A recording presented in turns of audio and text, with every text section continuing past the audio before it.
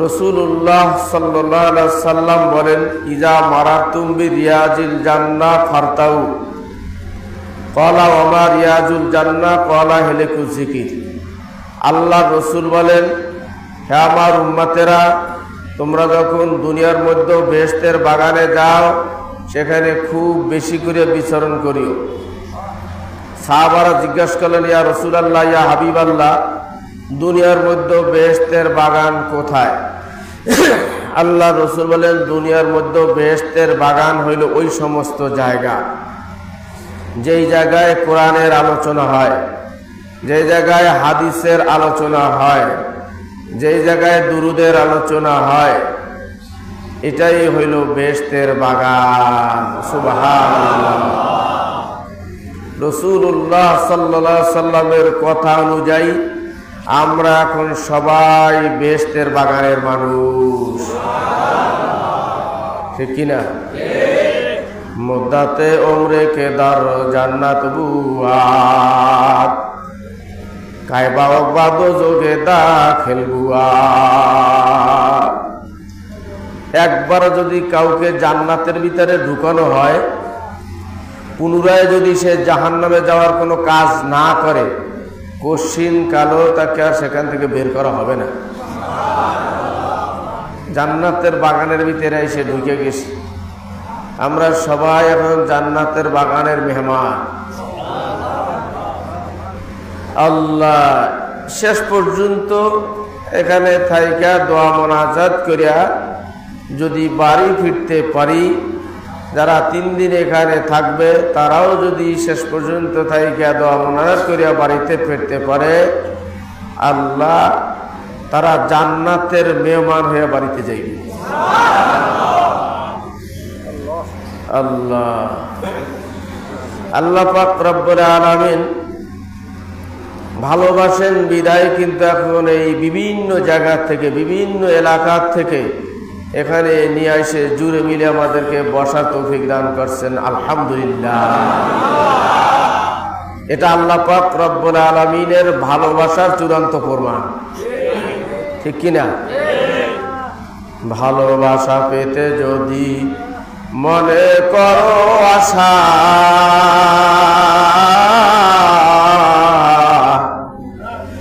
আমার মাওলার শানে পান পানে করো ভালোবাসা। বাসো কিনা বাসো ভালো আমি নাহি জানি, সব সময় আল্লাহ তোমায় ভালোবাসি। আল্লাহ আল্লাহ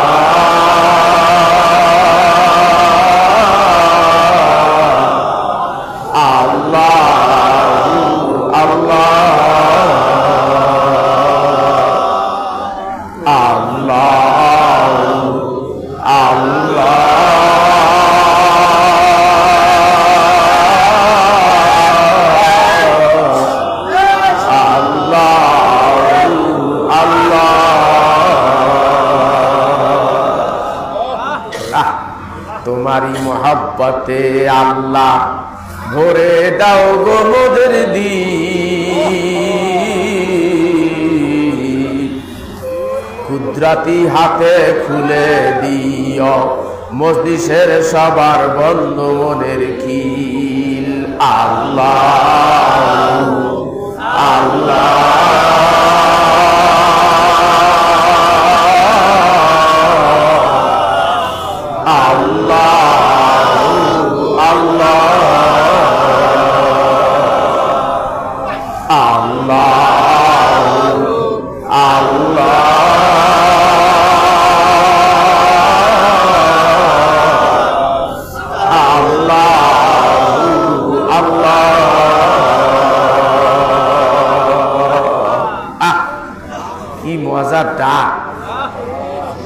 আল্লাহর মধ্যে আর বান্দার মধ্যে থাকবে না কোনো ফাঁক। আল্লাহ যদি ডাক দেওয়ার মতো ডাক দেওয়া যায়, সত্যি আল্লাহর মধ্যে আর বান্দার মধ্যে কোনো ফাঁক থাকবে না। अल्लाह अल्लाह क्या मुबारक नाम है, अल्लाह अल्लाह मुमिनों का काम है। अल्लाह झाल खाइते कष्ट लागे, জিবায় লাগে মজা, আল্লাহর নামে ফানা হলে দিন দুনিয়ায় রাজা, দিন দুনিয়ায় রাজা। দয়া যদি করো আল্লাহ, দয়ার অভাব নাই, কারো দয়া চাই না শুধু আল্লাহ তোমার দয়া চাই। আল্লাহ আল্লাহ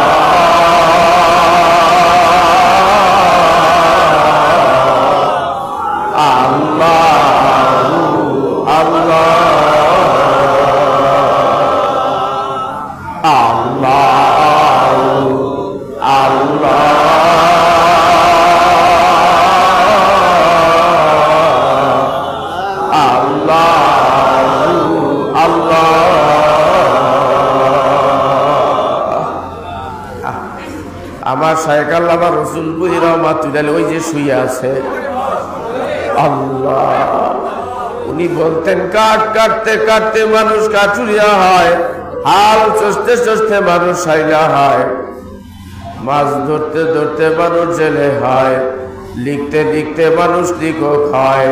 বাবারে অমনি ভাবে আল্লাহ আল্লাহ করতে করতে মানুষ আল্লাহর ওলি হইয়া কবরে যায়। আল্লাহ বাবারে আল্লাহ আল্লাহ করতে করতে মানুষ আল্লাহর ওলি হইয়া যায়। অবিশ্বাস করলে নাকি? এই যে এখানে হাজার হাজার মানুষ আপনারা বসে আছেন বাবা, আল্লাহ আল্লাহ। এই রসুলপুরীর হাতে হাত দেওয়ার আগে অনেকের মুখে দাড়ি ছিল না, অনেকের মাথায় টুপি ছিল না, গায়ে লম্বা জুব্বা ছিল না। বাবারে অনেকে নামাজ পড়তেন, অনেকে সুদ খাইতা ঘুষ খাইতা। এই আল্লাহর ওলির হাতে হাত দিয়া বাবারে আল্লাহ আল্লাহ করতে করতে আল্লাহ চেহারা পরিবর্তন হয়ে গেছে বাবা, পোশাক পরিবর্তন হয়ে গেছে, মুখে দাড়ি উঠে গেছে, মাথায় টুপি উঠে গেছে, গায়ে লম্বা জুব্বা উঠে গেছে। আজকের ইস্তেমার মুসল্লি আশাটা চোখে পড়ার মতো। এই হাজার হাজার মানুষের ভিতরে বাবারে সাধারণ কিছু মানুষ আছে আল্লাহর ওলি। বাবারে আল্লাহর ওলিদেরকে তুমি চেনো না, আমি চিনি না, আমার মাওলাই কিন্তু চেনে।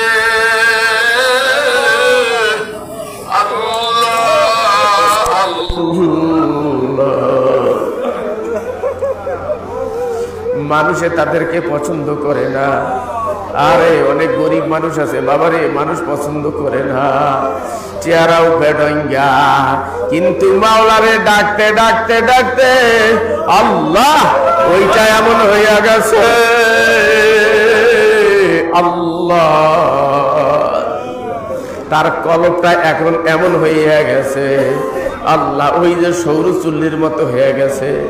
ওই যে এক ধরনের কাঁচ আছে, এক ধরনের আয়না আছে বাবা, ওটাকে বলা হয় মতিয়া বিন্দু কাঁচ।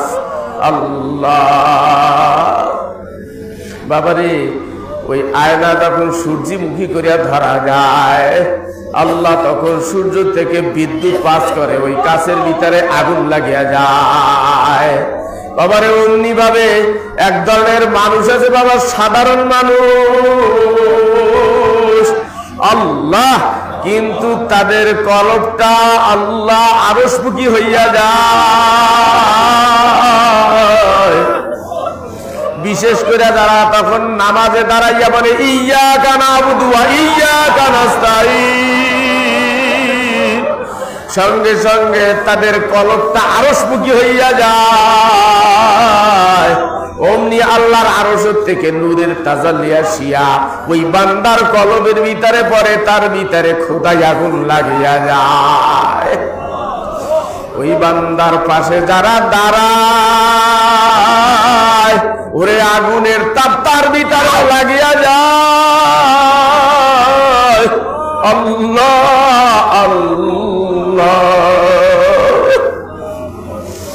জন্যই দেখবা এই যে রসুলপুরে কত মানুষ আসে, দাড়িবিহীন অবস্থায় আসে, আল্লাহ আল্লাহ।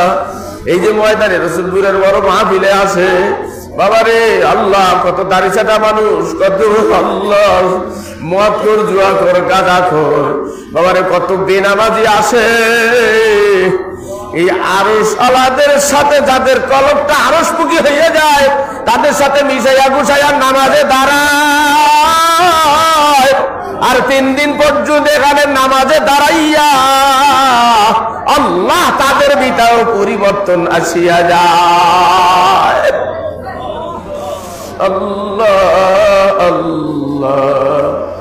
এই জন্য বাবারে আল্লাহ ওয়ালাদের সোহবতে যাইও, আল্লাহ ওলিদের সোহবতে গেলে বাবা আল্লাহ আল্লাহ, এক সময় তুমিও আল্লাহর ওলি হইয়া কবরে যাইতে পারবা। বাবারে আল্লাহর ওলি কিন্তু কারো গায়ে লেখা থাকে না। আল্লাহ আমার মাওলায় চেনে, আল্লাহ মাওলার সাথে ভাব পয়দা করিয়া তারপর মাওলার কবরে যাইয়া শুইও বাবা। আল্লাহ আল্লাহ। এই জন্য আল্লাহ ওয়ালাদের সোহবতে যাইও, আল্লাহ ওয়ালাদের সোহবতে, আল্লাহ ওলিদের সোহবতে। এই যে মাসিক ইজতেমা, হালকায় জিকির, এই বাৎসরিক মাহফিল, এই মাহফিল গুলো আসো, কত আল্লাহর পাগলেরা আছে এর ভিতরে বসা। চেনো চেনো না? অনেক পাগলের মধ্যে বসা আছে, আল্লাহর অনেক পাগলের ভিতরে বসা। এর সাথে মিশে গুছে যদি একটু বসে যাইতে পারো, আল্লাহ দেখবা ওর ভিতরেই কাজ হয়ে যাবে। আগুনের কাছে গেলে বাবা গরম তোমার লাগবেই। আগুনের কাছে যাইয়া যদি বলো যে আমি গরম নেব না, তাপ নেব না, এটা কোনোদিনও হয় না। বাবারে বরফের কাছে গেলে তোমার ঠান্ডা লাগাইয়েই ছাড়বে, বরফে হাত দিলে তোমার ঠান্ডা লাগবেই। এই জন্য বাবারে আল্লাহ ওয়ালাদের সোহবতে যাইও, আল্লাহ ওলিদের সোহবতে যাইয়া দিলটা নরম করে তারপরে কবরে যাইও বাবা। বাবারে এটা রবিউল আউয়াল মাস, জুম্মার সময় আলোচনা করছিলাম। আজকে রবিউল আউয়াল মাসের 11 তারিখ, আজকে রবিউল আউয়াল মাসের 11 তারিখ। এই মাসে আপনার আমার নবী মুহাম্মদুর রাসূলুল্লাহ সাল্লাল্লাহু আলাইহি ওয়াসাল্লামের জন্ম হয়েছে, দুনিয়াতে আগমন করছে। জন্ম তারিখ নিয়ে একটু মতভেদ আছে, কেউ বলছে 12ই রবিউল আউয়াল, কেউ বলছে 10 রবিউল আউয়াল, কেউ বলছে 8 রবিউল আউয়াল, মতভেদ আছে। তবে এই মাসের ভিতরে রাসূল সাল্লাল্লাহু আলাইহি ওয়াসাল্লামের জন্ম হয়েছে। এজন্য এই মাসে রাসূল সাল্লাল্লাহু আলাইহি ওয়াসাল্লামের উপরে বেশি বেশি করে দুরূদ পাঠাইতে হবে, বেশি বেশি করে দুরূদ পাঠাইতে হয়। আর এই মাসে রাসূল সাল্লাল্লাহু আলাইহি ওয়াসাল্লামের জীবনী আলোচনা, আল্লাহ রসুলের জীবনী আলোচনা করা, আল্লাহ রসুল সাল্লাল্লাহু আলাইহি ওয়াসাল্লামের জীবনী শুরু থেকে একেবারে জন্ম থেকে শুরু করে মৃত্যুর আগ পর্যন্ত যা কিছু হয়েছে সব আমাদের জন্য শিক্ষণীয় উপকারিতা। আলোচনা শুনলে ঈমান তাজা হয়েই যাবে, রসুলের জীবনী আলোচনা শুনলে ঈমান তাজা হয়ে যাবে। এই জন্য এই মাসে রসুল সাল্লাল্লাহু আলাইহি ওয়াসাল্লামের জীবনী আলোচনা করতে হয়। আল্লাহ আপনার আমার নবী হযরতে মুহাম্মদুর রাসূলুল্লাহ সাল্লাল্লাহু আলাইহি ওয়াসাল্লাম সারা দুনিয়ার জন্য রহমত, সারা পৃথিবীর জন্য রহমত, সমস্ত মানুষের জন্য রহমত, শুধু মুসলমানের জন্য নয়, খ্রিস্টান, হিন্দু, খ্রিস্টান, বৌদ্ধ যা আছে সমস্ত মানুষের জন্য নবী রহমত। আল্লাহ এই রহমতটা মুসলমানদের কারণে আসে, এই রহমতের কারণে হিন্দু, খ্রিস্টান, বৌদ্ধ যারা আছে তারা বাইচে থাকতেছে। রাসূল সাল্লাল্লাহু আলাইহি ওয়াসাল্লাম আমাদের সবার জন্য রহমত, সারা পৃথিবীর জন্য রহমত, বরকত। আল্লাহ রাসূল দুনিয়াতে আসার সাথে সাথে আল্লাহ বরকত শুরু হয়ে গেছে। রাসূল সাল্লাল্লাহু আলাইহি ওয়াসাল্লাম দুনিয়াতে আসার সাথে সাথে, আগমন করার সাথে সাথে, আসার আগের থেকেই বরকত শুরু হয়েছে।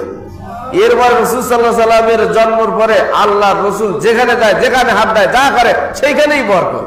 আল্লাহ যেই বাড়িতে যায় সেই বাড়িতে বরকত, আল্লাহ ওই বাড়িতে বরকত, ওই বাড়ির উট বরকিতে বরকত, আরে সংসারে বরকত, কামাই রোজগারে বরকত, যে এলাকায় যায় সেই এলাকায় বরকত, যেই মাঠে যায় সেই মাঠে বরকত। আল্লাহ যেখানে যায় সেখানেই বরকত, সেখানেই আল্লাহর রহমত শুরু হইয়া যায়। রাসূল সাল্লাল্লাহু আলাইহি ওয়াসাল্লাম রহমত হিসেবে আগমন করছে আমাদের জন্য। এই রাসূল সাল্লাল্লাহু আলাইহি ওয়াসাল্লাম জন্মের পর থেকেই তার চলাফেরা, গতিবিধি, আচরণ দেখা মক্কার সমস্ত কাফেরেরা সবাই খুশি, সবাই খুশি। আপনার আমার নবী মুহাম্মদ রাসূলুল্লাহ সাল্লাল্লাহু আলাইহি ওয়াসাল্লামকে ছোটবেলার থেকেই সবাই ভালোবাসে, সবাই ভালোবাসেন। ছোটবেলার থেকেই তার নাম, তার উপাধি দিয়েছিল আলামিন, সে তো জানি আমরা। আলামিন উপাধি দিয়েছিল তাকে, তার ব্যাপারে দেখা আল্লাহ তার থেকে সমস্ত আরবের লোকেরা পরামর্শ নিত। এমনকি এই কাবা নির্মাণের সময় কুরাইশরা যখন কাবা নির্মাণ করেছিল, এই কাবা নির্মাণের সময় এই হাজরে আসওয়াদ, যেটা রাজি হিসাবে গেছেন, এই হাজরে আসওয়াদটা নিচে নামাবে কে, আবার উপরে উঠাবে কে, এই নিয়ে বিশাল গন্ডগোল ফেতনা দেখা দিল। কুরাইশরা বলে আমরা এই বিভিন্ন বংশ যারা আছে তারা অমুকে বলে এই ওই গোত্র নামাবে, ওই বলে ওই গোত্র নামাবে, এই নেতা নামাবে, ওই নেতা নামাবে, এই নিয়ে মতনৈক্য চলতেছিল। শেষ পর্যন্ত ফয়সালা হলো যে আগামীকাল ফজরের সময় যে সর্বপ্রথম মসজিদের ভিতরে ঢুকবে সেই এইটার ফয়সালা দিবে। আল্লাহ, দেখা গেল আপনার আমার নবী হযরতে মুহাম্মদ রাসূলুল্লাহ সাল্লাল্লাহু আলাইহি ওয়াসাল্লাম সর্বপ্রথম মসজিদের ভিতরে প্রবেশ করছে। রাসূল সাল্লাল্লাহু আলাইহি ওয়াসাল্লাম ছোট হলো, তার উপরেই ভার দিয়ে দিয়েছে এইটা সিদ্ধান্ত দেওয়ার জন্য। আপনার আমার নবী হযরতে মুহাম্মদ রাসূলুল্লাহ সাল্লাল্লাহু আলাইহি ওয়াসাল্লাম এমন সুন্দর একটা সিদ্ধান্ত দিয়ে দিল, সবাই খুশি। বললেন যে একটা চাদর নিয়ে আসো। এই চাদর নিয়ে আসা হলো। বলে যে এই চাদর সবাই, সব গোত্রের যে নেতা আছে, সমস্ত গোত্রের যে এক একজন নেতা আছে, এই নেতারা এই চাদরের কোনা ধরেন। সমস্ত নেতারা চাদরের কোনা ধরলো। এরপরে হাজরে আসওয়াদ পর্যন্ত নিয়ে গেল। এবার রাসূলুল্লাহ সাল্লাল্লাহু আলাইহি ওয়াসাল্লাম নিজেই হাজরে আসওয়াদটা ধরে চাদর উপর উঠাই দিল। এইবার বললেন না, এবার নামাই নিয়ে যান। নামাইয়া রাখা হইলো। ঠিক উঠানের সময়ও ওই রকমের সমস্ত নেতাদেরকে ডাইকা বললে সবাই আপনারা চাদর ধরেন। সমস্ত নেতারা চাদর ধরলো। রাসূল সাল্লাল্লাহু আলাইহি ওয়াসাল্লাম হাজরে আসওয়াদটা চাদরের উপরে উঠাইয়া দিল। এইবার বলেন নিয়ে যান, ওখানে কাবার কাছে নিয়ে যান। কাবা সোজাসুজি যেখানে হাজরে আসওয়াদ লাগানো হয় ওই জায়গা পর্যন্ত সমস্ত নেতারা উঠাই নিয়ে গেল। রাসূল সাল্লাল্লাহু আলাইহি ওয়াসাল্লাম হাত দিয়ে উঠে ওখানে বসাই দিলেন। সমস্ত লোক খুশি হয়ে গেল। এইভাবে রাসূল সাল্লাল্লাহু আলাইহি ওয়াসাল্লামের সমস্ত কাজ কর্মে, শালীর বিচারে সব জায়গায় খুশি, সবাই খুশি। কিন্তু রাসূল সাল্লাল্লাহু আলাইহি ওয়াসাল্লাম যখন আল্লাহ নবুয়তি পাইল, আল্লাহ যখন দ্বীনের দাওয়াত দেওয়া শুরু করলো, এক আল্লাহর দাওয়াত দেওয়া শুরু করলো, এই সময় কাফেররা বাইকা গেল। যখনই বলল এক আল্লাহ ছাড়া আর কোনো মাবুদ নাই, মূর্তি পূজা করা যাবে না, রক্তপাত করা যাবে না, জেনা করা যাবে না, মানুষ খুন করা যাবে না, মানুষকে ঠকানো যাবে না, এক আল্লাহর ইবাদত করতে হবে, এই সময় আর কাফেররা মানতে পারল না। তখনই হয়ে গেল কাফেররা শত্রু, বিভিন্ন রকমের কষ্ট দিতে শুরু করলো। রাসূল সাল্লাল্লাহু আলাইহি ওয়াসাল্লাম আল্লাহ এই কষ্ট স্বীকার করেই দ্বীনের দাওয়াত দিতে লাগলেন। কষ্ট স্বীকার করে আপনার আমার নবী মুহাম্মদ রাসূলুল্লাহ সাল্লাল্লাহু আলাইহি ওয়াসাল্লাম বিভিন্ন জায়গায় দ্বীনের দাওয়াত দিতে লাগলেন। আর সাহাবাদের উপরে এরকমের বিভিন্ন রকমের নির্যাতন শুরু হয়ে গেল। বিভিন্ন রকমের নির্যাতন সাহাবারা নির্যাতিত হইতে লাগলো। জুমার নামাজের সময় হযরত আবু যার গিফারির কথা বলছিলাম। এইভাবে বিভিন্ন সাহাবীরা নির্যাতনের মুখে পড়ে গেল। শেষ পর্যন্ত রাসূল সাল্লাল্লাহু আলাইহি ওয়াসাল্লাম কোন সাহাবীদেরকে দল বান্দা, কাফেলা বান্দা বললে তোমরা বিভিন্ন এলাকায় হিজরত করে চলে যাও। এক দল পাঠাইলো আমি সিনিয়ায়, এখানে পাঠাইয়া বাদশা নাজরাসির এলাকায় গেছে, এখানে পাঠাইছে আল্লাহ। এদিক থেকে কাফেরেরা এক কিছু দল এরা পাঠাইছে এই বাদশা নাজরাসির কাছে, যাইয়া বলতেছে আপনার এলাকায় যারা আছে এরা ধর্ম ত্যাগ করে পালাইতে আইছে, এখানে এদেরকে এখানে জায়গা দিয়েন না। আল্লাহ তখন বাদশাহ নাজ্জাশী এই সাহাবীদেরকে ডাকছে, মক্কা থেকে কারা আসছে তারা আসো, ডাকছে। সামনে যাই বলতেছে তোমরা নাকি ধর্ম ত্যাগ করিয়া পালাইয়া আসছো। তখন জাফর ইবনে আবু তালেব সামনে দাঁড়াইয়া বলতেছে, বাদশাহ আমরা এক সময় কাফির ছিলাম, আমরা এক সময় মারামারি কাটাকাটি হানাহানি করতাম, লুটতারাজ করতাম, খুনাখুনি করতাম, জেনা করতাম, একে অপরকে ঠগাইয়া দিতাম, মানুষ মারতাম, এই মূর্তি পূজা করতাম, যত অন্যায় কাজ ছিল এগুলো আমরা করতাম। এরই মধ্যে আমাদের ভিতরে একজন নবী আল্লাহ পাক রব্বুল আলামিন পাঠাইছে, যিনি হলেন মুহাম্মদ রাসূলুল্লাহ সাল্লাল্লাহু আলাইহি ওয়াসাল্লাম। সে আয়েশা আমাদেরকে বললেন মূর্তি পূজা করা যাবে না, মানুষ মারা যাবে না, জেনা করা যাবে না, সুদ ঘুষ খাওয়া যাবে না, এরকমের হকের দাওয়াত দেওয়া লাগলো। আমরা সেই দাওয়াত কবুল করেছি। সব কিছু শুননা শেষ পর্যন্ত হাবশার বাদশাহ বলল যে যাও, তোমাদের আর কেউ কিছু করতে পারবে না, তোমরা আমার বাদশাহী মেহমান হিসাবে থাকবা। বাবারে, আপনার আমার নবী মুহাম্মদুর রাসূলুল্লাহ সাল্লাল্লাহু আলাইহি সাল্লাম যখন এরকমের কষ্ট সৃষ্ট স্বীকার করে দাওয়াত দিতে লাগলেন, এরকমের এক সময় দাওয়াত দিতে দিতে তায়েফে গেছে দাওয়াত দেওয়ার জন্য। বাবারে, আল্লাহ আল্লাহ, রাসূলুল্লাহ সাল্লাল্লাহু আলাইহি সাল্লাম যখন তায়েফে যায় দাওয়াত দিল, তায়েফবাসীরা সমস্ত আল্লাহ কথাগুলি প্রত্যাখ্যান করলো, কেউ দাওয়াত কবুল করলো না। বরঞ্চ কি করলো, তায়েফের বাচ্চাদেরকে, ছোট ছোট বাচ্চাদেরকে পিছনে লাগাইয়া দিল। তায়েফের ছোট ছোট বাচ্চাদেরকে রাসূলুল্লাহ সাল্লাল্লাহু আলাইহি সাল্লামের পিছনে লাগাইয়া দিল যে এটা পাগল, মক্কা থেকে আসছে, এর পাথর মারো তোমরা, একে যত কষ্ট দেওয়ার তোমরা দাও। বাবারে, আপনার আমার নবী মুহাম্মদুর রাসূলুল্লাহ সাল্লাল্লাহু আলাইহি সাল্লাম হযরতে যায়েদ রাদিয়াল্লাহু তাআলা আনহুকে নিয়ে তায়েফে গেছে। তায়েফের ছেলেরা রাসূলের পিছু নিছে আর দাওয়া করতেছিল, আর পিছন থেকে পাথর মারতেছিল। আল্লাহ হযরতে যায়েদ রাদিয়াল্লাহু তাআলা আনহু বর্ণনা করে, যখন ডাইন দিক থেকে পাথর মারে আমি যায়েদ দৌড়ে ডাইন দিকে যাই, আবার বাম দিক থেকে তায়েফের ছেলেরা পাথর মারে আমরা রাসূলের গায়ে, আমি বাম দিকে যাই, আবার সম্মুখ দিকে পাথর মারে আমি দৌড়ে সম্মুখে যাই, পিছন থেকে পাথর মারে আমি দৌড়ে পিছনে যাই। আর বলি তায়েফের ছেলেরা, আল্লাহর নবীর গায়ে পাথর মারিও না, যত পাথর মারা দরকার আমার গায়ে মারো, আল্লাহর নবীর গায়ে পাথর মারিও না। বাবারে, হযরতে যায়েদ রাদিয়াল্লাহু তাআলা আনহু বর্ণনা করেন, পাথরের আঘাতে আঘাতে রাসূলুল্লাহ সাল্লাল্লাহু আলাইহি সাল্লামের সমস্ত শরীর আল্লাহ রক্তরঞ্জিত হয়ে গেল। রক্ত ঝরতে ঝরতে রাসূলুল্লাহ সাল্লাল্লাহু আলাইহি সাল্লামের পায়ের জুতা মোবারকে রক্তের সাথে আটকে গেল, শরীরের সাথে আটকে গেল। হযরতে যায়েদ বলে, রাসূল সাল্লাল্লাহু আলাইহি সাল্লাম একবার বসে, একবার দাঁড়ায়, একবার শুয়ে পড়ে ছটফট করে।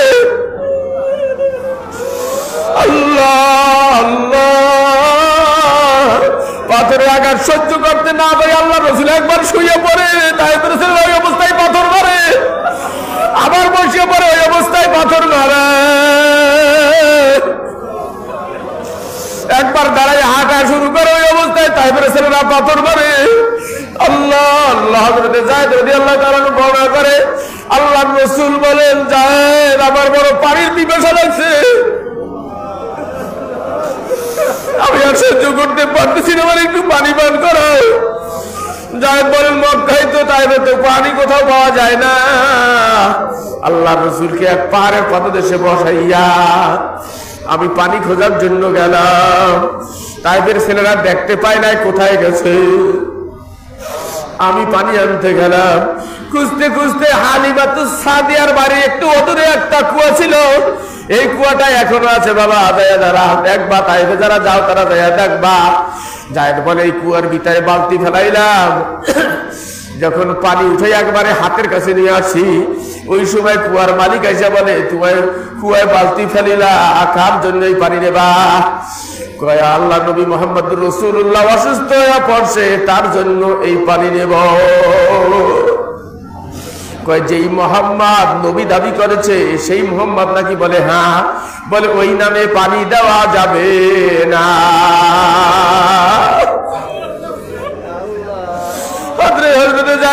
উঠানো পানি আবার কুয়ায় আমি ছেড়ে দিলাম, আমার কলজাটা ছিঁড়িয়ে যেতে লাগলো। আল্লাহ রাসূলকে পানি পান করাইতে বললাম রে, পানি কুয়ায় ফেলাবার সঙ্গে সঙ্গে কুয়ার সমস্ত পানি শুকাইয়া গেল। বাবারে আজও পর্যন্ত সেই শুকনো কুয়াটা আছে, আর কোনদিন ওই কুয়ায় পানি ওঠে না। বাবারে আল্লাহ আল্লাহ। তায়েফের ছেলেরা দেখলো এই পাহাড়ের দিকে গেছে মোহাম্মদ, মনে হয় পাহাড়ের উপরে উঠছে। এই মনে করিয়া তায়েফের ছেলেরা পিছন থেকে পাহাড়ের উপরে উঠে আসছে। পাহাড়ের উপরে উঠতে দেখে আল্লাহর রাসূল আল্লাহ পাহাড়ের নিচে বসে আছে। তায়েফের ছেলেরা মনে করতেছে এইবার একটা সুযোগ যায়, এখান থেকে যদি একটা ভারী পাথর ছাইড়ে দিতে পারি তাহলে আল্লাহ মোহাম্মদ ওইখানেই শেষ হয়ে যাইবে। বাবারে এই মনে করিয়া তায়েফের ছেলেরা বিশাল বড় এক পাথর, ভারী পাথর, এই পাথরটা গড়াইতে গড়াইতে না ওখান থেকে ছাড়িয়া দিছে। যখনই পাথর ছাড়িয়া দিছে আল্লাহ পাক রব্বুল আলামিনের কুদরতি হাত দিয়ে খাপ করে পাথর গড়াইছে আর বলছে পাথর পরবর্তী নির্দেশ না পাওয়া পর্যন্ত এই পাহাড়ের সাথে ঝুলন্ত অবস্থায় থাকবি, উপরে উঠতে পারবি না, নিচেও পড়তে পারবি না। বাবারে আজও পর্যন্ত সেই বিশাল বড় পাথর যাইয়া দেখবা তাইফে ওই পাহাড়ের সাথে ঝুলন্ত অবস্থায় আছে। বাবার এই জন্য উমরায় যারা যাও, হজে যারা যাও, ভালো মানুষের সাথে যাইও, যারা চেনে বুঝে তাদের সাথে যাইও, তাহলে অনেক কিছু দেখতে পারবা। দেখবা ওই পাথরটা এখনো পাহাড়ের সাথে ঝুলন্ত অবস্থায় আছে। ওই পাশে যাইয়া দাঁড়াইলে আকাশ দেখা যায়, কিন্তু পাথর অত বড় ভারী পাথর ঝুলন্ত অবস্থায় আছে। রাসূল সাল্লাল্লাহু আলাইহি ওয়াসাল্লাম বাবার এইভাবে মার খাইয়া আল্লাহ আল্লাহ মার খাইতে খাইতে আল্লাহ আল্লাহ অধৈর্য হয়ে গেছে, কিন্তু তারপরেও বদদুয়া করে না। পাহাড়ের ফেরেশতারা আসছে, তায়েফের পাহাড়ের যে দায়িত্ব ছিল ফেরেশতারা, এই ফেরেশতারা বলছে ইয়া রাসূলুল্লাহ আপনি হুকুম করেন তায়েফবাসীকে পাথর চাপা, পাহাড় চাপা দিয়া মারিয়া দেই। আল্লাহর নবী বললেন না না, আমি বদদুয়া করার জন্য আসি নাই, ওরা আমারে চিনতে পারে না। হয়তো হইতে পারে ওদের বংশে কিছু মানুষ হবে, তারা মুসলমান হবে আর এখানে দিন কায়েম হবে। ব্যাপারে সত্যি রাসূলুল্লাহ সাল্লাল্লাহু আলাইহি সাল্লামের এই তায়েফের রক্ত ঝরার কারণে আল্লাহ তায়েফের ভিতরে আল্লাহ এমন নিয়ামত আল্লাহ তাআলা দিয়ে দিয়েছে, সারা সৌদি আরবে জানা হয় তায়েফে তাই হয়। তায়েফে এমন কোন ফসল নাই যেটা তায়েফে হয় না, অথচ ওটা কিন্তু অনেক উঁচু জায়গা, মক্কা থেকে অনেক উঁচু জায়গা। সেখানে যাইয়া দেখবা সব ধরনের জিনিস আল্লাহ পাক রব্বুল আলামিন সেখানে দেয়। রাসূলুল্লাহ সাল্লাল্লাহু আলাইহি সাল্লামের রক্ত ঝরার কারণে বাবারে আহলে দিল যারা, আহলে কাশফ যারা, আল্লাহ এরকম মানুষ যদি তায়েফে যায়, ওরে আহলে দিলারা তায়েফে গেলে এখনো তায়েফে যাইয়া রাসূলুল্লাহ সাল্লাল্লাহু আলাইহি সাল্লামের রক্তের ঘ্রাণ পায়। তায়েফে গেলে এখনো রাসূলুল্লাহ সাল্লাল্লাহু আলাইহি সাল্লামের রক্তের ঘ্রাণ পাওয়া যায়। আল্লাহ আল্লাহ বাবারে রাসূল সাল্লাল্লাহু আলাইহি সাল্লাম সবর করার কারণে আল্লাহ নাখলা নামক স্থানে আসিয়া আল্লাহ রাসূল ফজরের নামাজ পড়াইতেছিল। আল্লাহ ওই ফজরের নামাজের ভিতরে জাহান্নামের যে আয়াতগুলো ছিল এই আয়াতগুলো পড়তেছিল। আপনার আমার নবী মুহাম্মদ রাসূলুল্লাহ সাল্লাল্লাহু আলাইহি ওয়াসাল্লাম নামাজের ভিতরে জাহান্নামের আয়াতগুলো পড়তেছিল। এই পড়া শুনে ওখান থেকে ৪৮,০০০ জিন উড়িয়া যাইতেছিল। রাসূলের পড়া শুনিয়া ৪৮,০০০ জিন অবতীর্ণ করলো। ওইখানে নামিয়ে রাসূলের হাতে হাত দিয়ে 48,000 জিন মুসলমান হইয়া যায়। রাসূল সাল্লাল্লাহু আলাইহি ওয়াসাল্লাম যায়েদকে বলে, যায়েদ, তাইবে যত মায়ের খাইছি সব ভুলিয়া গেছি। 48,000 জিন আজকে মুসলমান হয়ে গেল, ও মায়ের কথা কিছুই মনে না। আরে আল্লাহ আল্লাহ আল্লাহ পাক রব্বুল আলামিন বলে, আমার দোস্ত মায়ের খাইলো, এত কষ্ট করলো, এই দোস্তের সাথে দেখা না করি আর আমি পারি না। এইবারে মেরাজে ডাক দিল, আল্লাহ আল্লাহ। বছর শেষে ঘুরে এলো রজব মাসের চাঁদ। আল্লাহ বলেন, আমি দিব দোস্তরে সম্মান। যাও নাও গো জিবরিল আমিন, জলদি করে যাও, আমার দোস্ত শুয়ে আছে উম্মে হানির ঘরে, বুরাকিতে সোয়ার করে নিয়ে আসো সপ্তম আসমানে। আমি আল্লাহ অপেক্ষা করতেছি আমার দোস্তর সাক্ষাতে।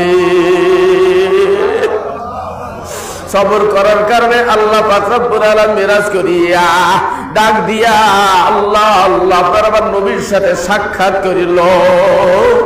আল্লাহ আল্লাহ, এইভাবে কষ্ট করিয়া রাসূলুল্লাহ সাল্লাল্লাহু আলাইহি ওয়াসাল্লাম দিন প্রচার করতে লাগলো। বাবারে, কাফেরদের জ্বালায় যখন আর টিকতে পারে না, ওই সময় আল্লাহ পাক রব্বুল আলামিনের নির্দেশে আল্লাহ মক্কা ছাড়িয়া মদিনায় হিজরত করার সিদ্ধান্ত নিল। আল্লাহ নির্দেশ করলো, দোস্ত আপনি মদিনায় হিজরত করিয়া যান।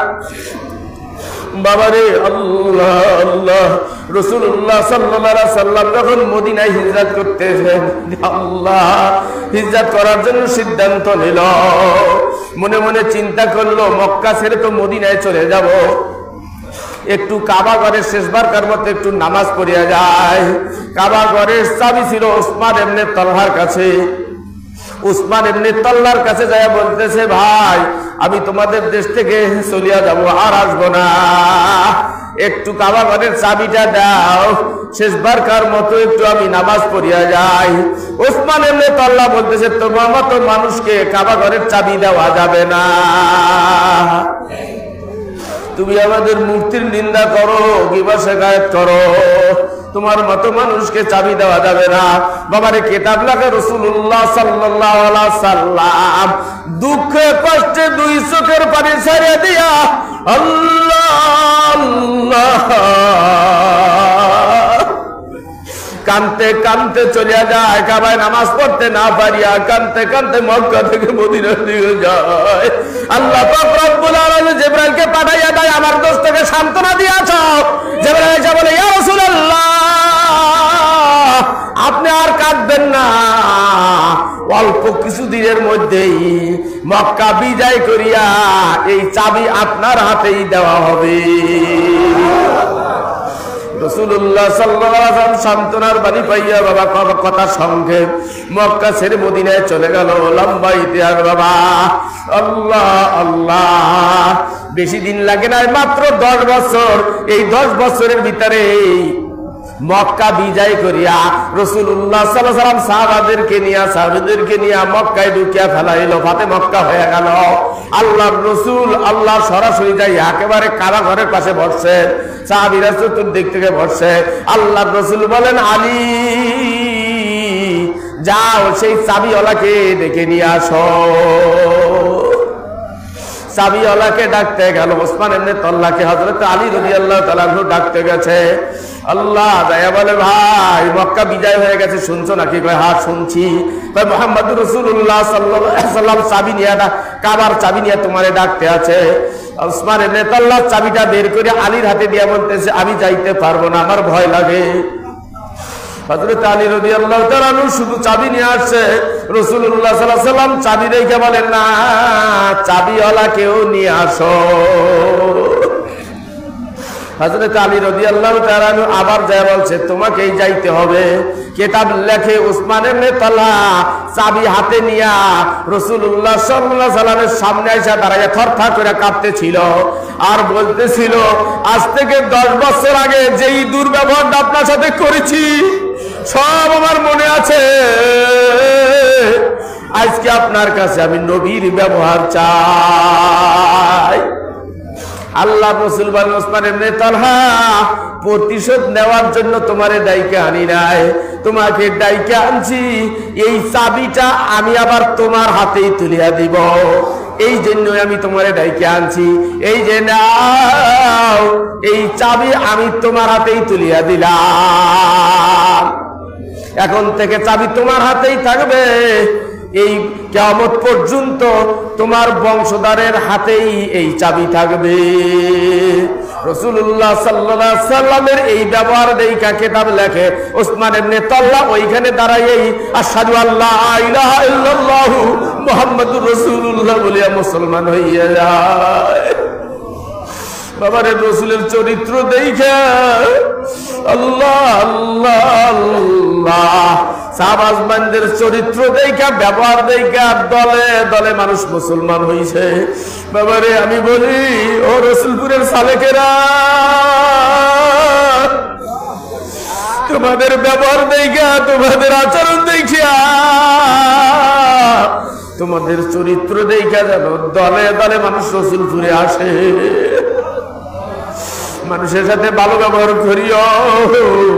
সাহাবাজমানদের ব্যবহার দেখা কত কাফের মুসলমান হয়েছে বাবা। হযরত ওমর রাদিয়াল্লাহু তাআলা আনহুর হাতে একবার পারস্যের এক যুবক বন্দী হয়েছে। হযরত ওমর রাদিয়াল্লাহু তাআলা আনহু বললেন একে কতল করতে হবে।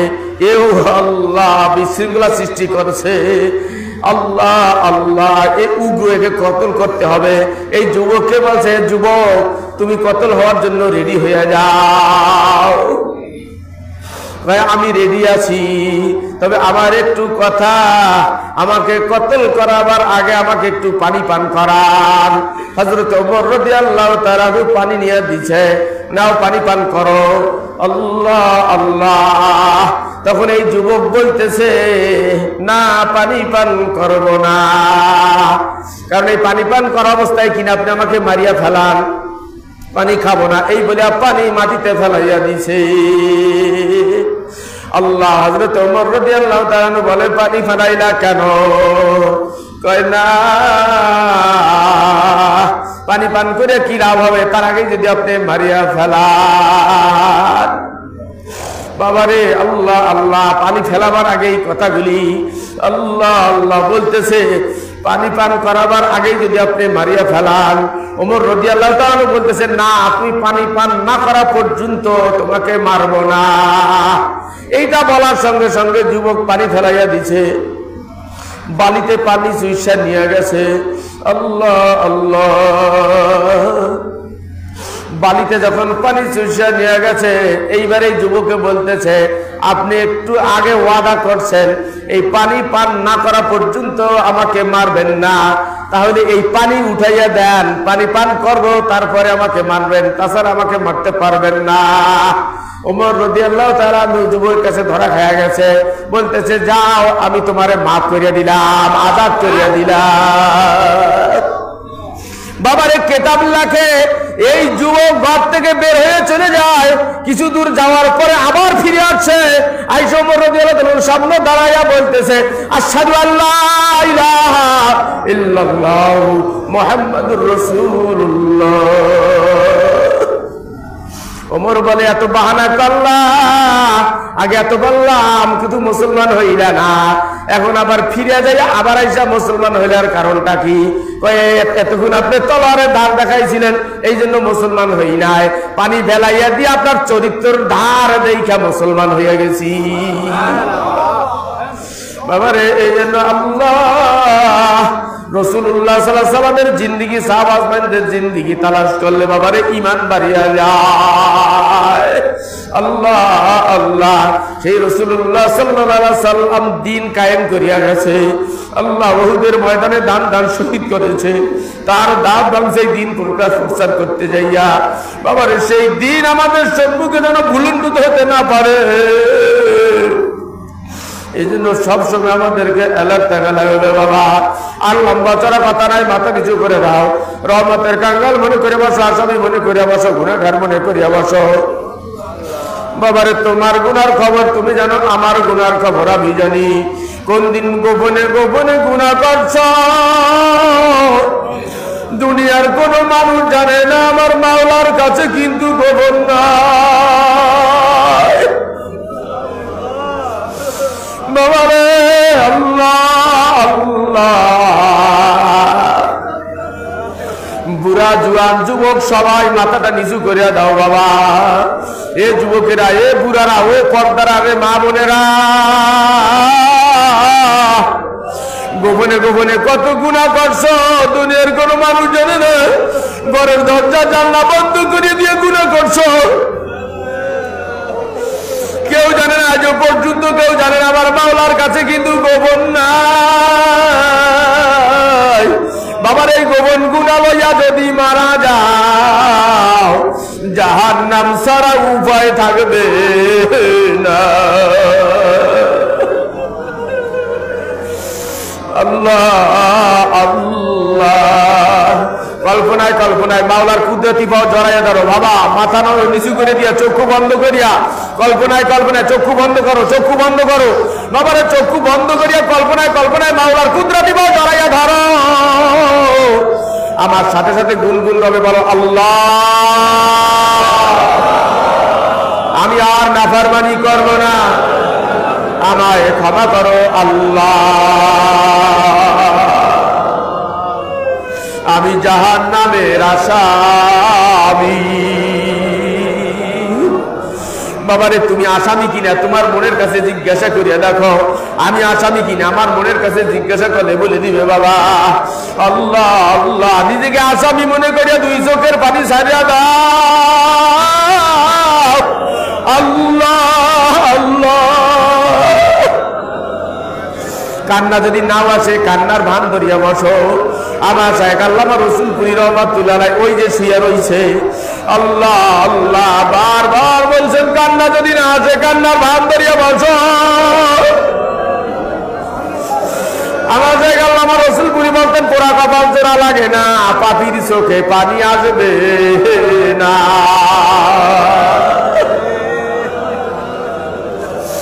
বাবারে আল্লাহকে ডাক দিতে গিয়া যদি তোমার চোখটা পানি আসে, মনে করিও আল্লাহর সাথে তোমার দিদার হইয়া গেছে। আল্লাহ আল্লাহ, বাবারে আল্লাহ আল্লাহ, কত মানুষ কাঁদতে আছে, আল্লাহ কত মানুষ দুই চোখের পানি ছেড়ে দিয়েছে। আল্লাহকে ডাক দেওয়ার সঙ্গে সঙ্গে তাদের চোখটা পানি এসে গেছে, তোমার চোখে পানি না। এর দ্বারা কি বোঝো না কপাল পুড়িয়ে গেছে? ওরে পোড়া কপাল জোড়া লাগে না, পাপির চোখে পানি আসবে না। আল্লাহ আল্লাহ, আল্লাহকে আল্লাহ বলে আর ডাক দিতে সময় লাগবে, আমার আল্লাহর জবাব দিতে সময় লাগবে না। কাঁদো বাবা কাঁদো, পাহাড় পরিমাণ গুনাহ যদি করিয়া থাকো, বুত পূজাও যদি করিয়া থাকো, মূর্তি পূজাও যদি করিয়া থাকো, আল্লাহ আমার আল্লাহকে আল্লাহ বলিয়া ডাক দাও। আমার আল্লাহ কিন্তু ডাকে, হালমিম মুস্তাগফিরিন ফাগফিরাল্লাহ, হালমিম মুস্তারজিকিন ফারজুকা। আছো নাকি কোনো গুনাহগার? আছো নাকি কোনো পাপী? কে কোন গুনাহ করেছো? আল্লাহ আল্লাহ আল্লাহ আমার কাছে মাপ চাও। কার পরনে কাপড় নাই, পেটে ভাত নাই, কে আছো অভাবগ্রস্ত, আমার কাছে বল, আমি আল্লাহ সব ব্যবস্থা করিয়া দেব। ধরার মতো ধরো বাবা। আল্লাহ আল্লাহ আল্লাহ রব্বুল আলামিন একটা কাফেরের ব্যাপারের দিকে তাকাইয়া থাকে, একটা বড় আল্লাহ বলে ডাক দেয় নাকি?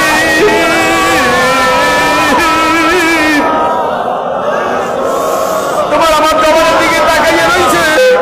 আল্লাহ আল্লাহ আল্লাহ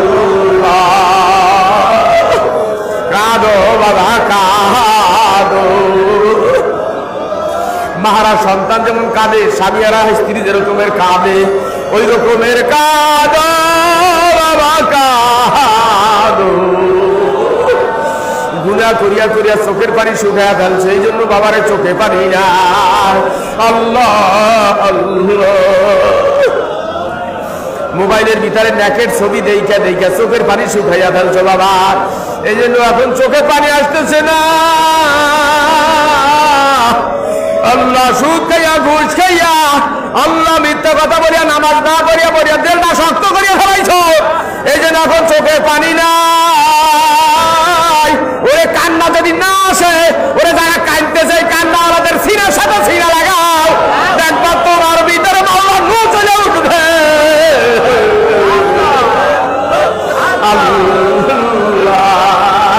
ওরে কারেন্টের তারের সাথে তার লাগাইয়া যদি বাতি জ্বলতে পারে, ওরে মারে ফাতালা সিনার সাথে সিনা লাগাইয়া দিও। কান্দুন্না আলাচ্ছ আলা যারা কাঁদতেছে তাদের সিনার সাথে সিনা লাগাইও, তোমার দিল নরম হইয়া যাইবে, চোখে পানি আসতে যাইবে বাবা। কাঁদো বাবা কাঁদো। পাহাড় পরিমাণ গুনাহ যদি করিয়া থাকো, আমার আল্লাহকে আল্লাহ বলিয়া ডাকো না, আমার আল্লাহ মাফ না করিয়া পারবে না বাবারে। আল্লাহ আল্লাহ আল্লাহ, অন্ধকার রাত্রে আল্লাহ কোনো মা যদি তার ছোট সন্তানের উপরে রাগ করিয়া ঘরের দরজাটা বন্ধ করিয়া দেয়, ওই সন্তান তখন বাইরে বসে মা ডাকে দেয়, ও মা দরজা খোলো, মা দুয়ার খোলো। একবার দুইবার তিনবার ডাক দেয়, মা দরজা খোলে না। চতুর্থবারে বারো তখন চোখে পানি দিয়া বাঙ্গা দিলে বলে মা গো মা, দুয়ার খোলো, আমি বাইরে ভয় পাইতে আছি, ও মা আমি বাইরে ভয় পাইতে আছি, দরজা খোলো। এবারে কোনো মা ধরা চুপ করে থাকতে পারে না, দরজাটা খুলে দিয়া বাচ্চাকে ভিতরে নিয়া বুকের সাথে জড়াইয়া ধরে। মাকে কত ভালোবাসে বুঝবি তোর মা আমার আর শেষে। এই জগতে মায়ের চেয়ে আপন কেউ নাই, মনে বলে বিদেশের মায়ের কাছে যায়। আরে দরদের মা, বাবারে যারা এই মা বাবাকে হারাইয়া ফেলছো তারা বুঝতেছো মা বাবা কি জিনিস। আর যাদের মা বাবা এখনো বেঁচে আছে আল্লাহ, তারা কিন্তু এতটা বুঝতেছো না।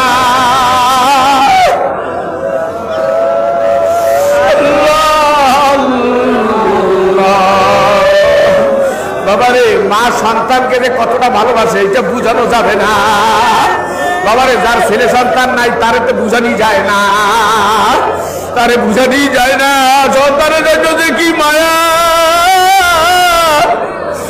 আল্লাহ আল্লাহ।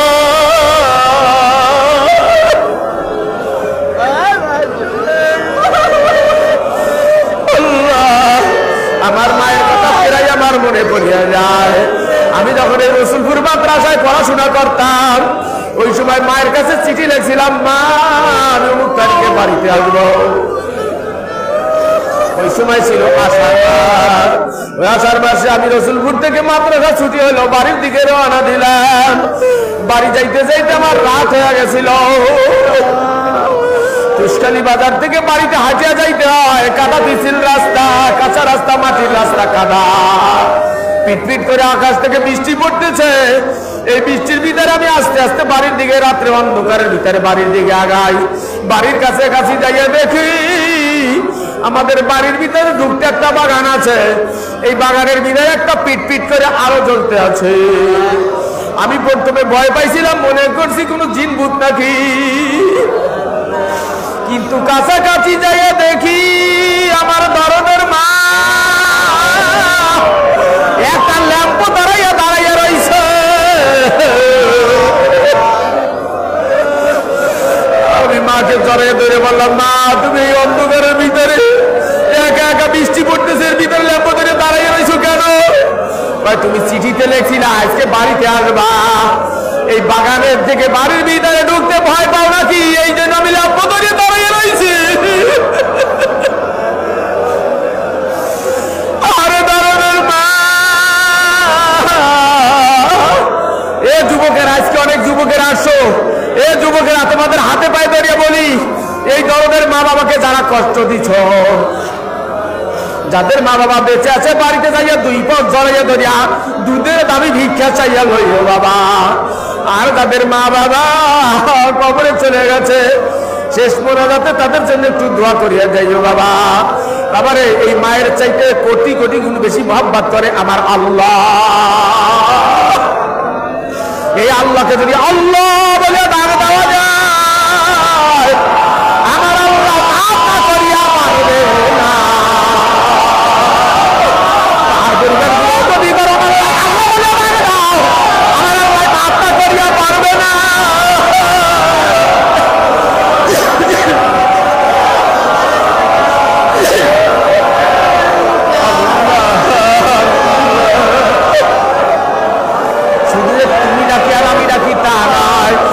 আল্লাহ কিন্তু ডাকে, আমার আল্লাহ কয় হারকে কাহাদ গোবে আও, হারকে কাহাদ গোবে রো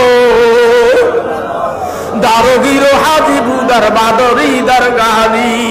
আমার আল্লাহ ডাকে কয় আয় আয় বান্দা আয় আয় আয় আয়, ভয় পাইটা দাঁড়াইতে আমার দরবারে কোনো চৌকিদার নাই, কোনো মিলিটারি নাই, আল্লাহ আল্লাহ কোনো বাধা নাই, আয় বান্দা আয় আয় আমার দরবারে আসছি। আমার কুদরতি পায় যখন তোর কপালটা বিষাইয়া আল্লাহ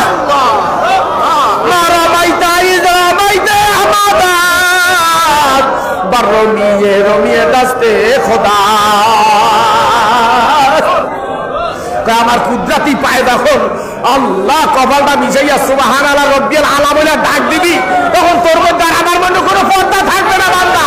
তুই আর আমি আর তুই, মান্তু সুদান তু মান সুদি, মান্তু সুদান তু যা সুদি।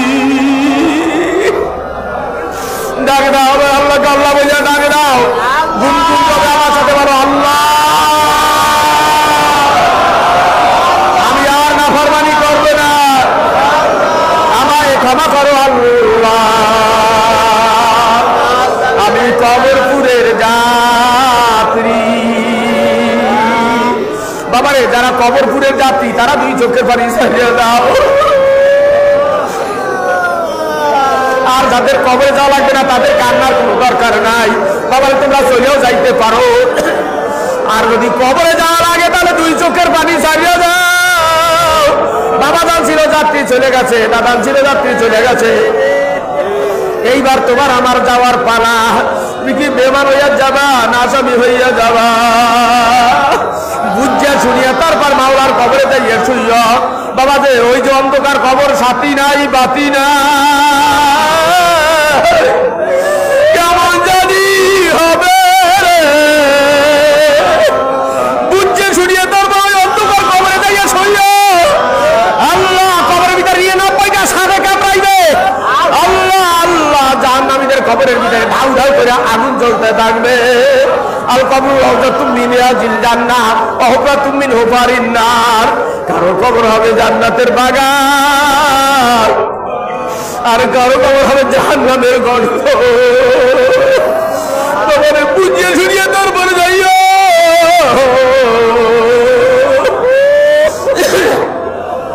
কান্নাকাটি করিয়া দিল নরম করিয়া তারপর মাওলার কবরে যাইয়া শুইও বাবা। এইবার মাওলারে এমন ভাবে ডাকবা যে আল্লাহরে ডাকতে ডাকতে গুনাহ মাফ না করাই আজকে বাড়ি যাব না।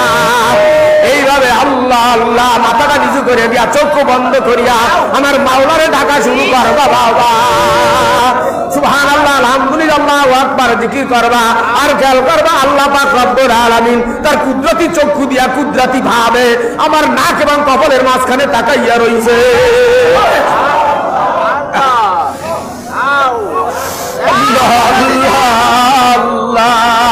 লা ইলাহা ইল্লাল্লাহ জিকির করবা আর খেয়াল করবা আল্লাহ বাদে কোনো মাবুদ নাই। খেয়াল কর বাকিকে জমিয়েছি তোমারই রূপ জবানে জিকির রয়েছে লেগে আমার হৃদয়ে তোমার ঠিকানা ও প্রভু তুমি যাইতে পারো কি বেগে এই মনে করিয়া জিকির করবা ইল্লাল্লাহ ইল্লাল্লাহ জিকির করবার খেয়াল করবা আমার কলবে আমার আল্লাহই আছে আল্লাহ আল্লাহ জিকির করবার খেয়াল করবা আল্লাহু হাজিরি আল্লাহু নাজিরি